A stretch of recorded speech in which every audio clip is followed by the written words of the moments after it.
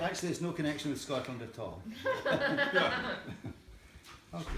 Is there a title for this? It's called Esther. Esther, okay. It was late one fall night at a fairground near town when Esther first saw the Armenian man who grovelled towards her and stood by her side with a bucket that swung in his hand.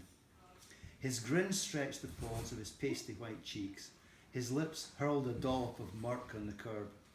The lights from the ride showed a mischievous sparkle that flashed in his hollow-eyed stare. He said, "Little girl, you can chop off my legs and then peel off my socks if you want to. But I'd rather you took this old puppet from me that I hold in my pail as we speak." And he stood looking down at the innocent girl, and she stared at the bucket bewildered, till he lifted the doll for the young girl to see, and a giant smile grew in his face. She saw the doll's eyes, and she couldn't resist. Oh.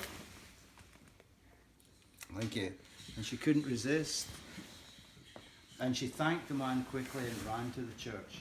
And she burst through the door with the puppet held high, and the hush filled the chapel. And the people looked mean.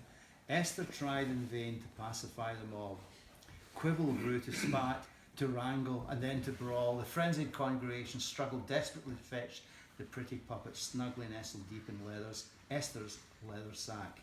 Through the window of the church a storm began to rage, and Esther knew the time had come to flee. She scurried down the aisle towards the doorway in the distance, and out into the rainstorm where she felt she would be free. But the wind was blowing harder, and her skirt began to billow, until finally her feet began to lift.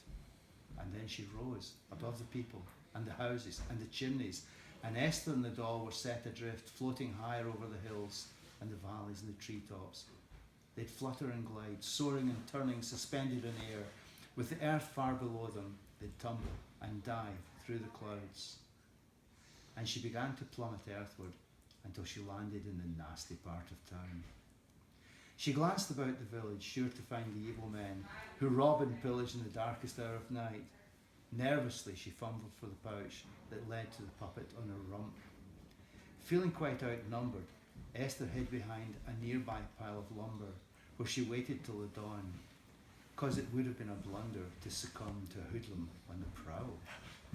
When the morning came, she wandered through the streets, along the chilly lake that lay beside the town.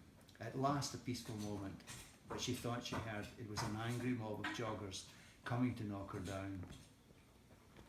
As Esther stood and shook her head, the joggers were approaching, and she knew she had no choice but to swim, as the frosty water sank its bitter teeth into her hide, and she tried to slide the heavy clothing from her skin.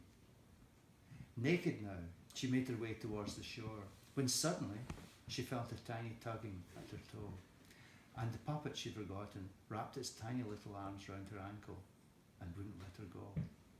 The waves seemed to open and swallow her whole, as the dog pulled her deep down through the eerie green damp, and the sounds of a laughing old man filled her ears as she drifted away to a tranquil and monotonous sleep. That's so good.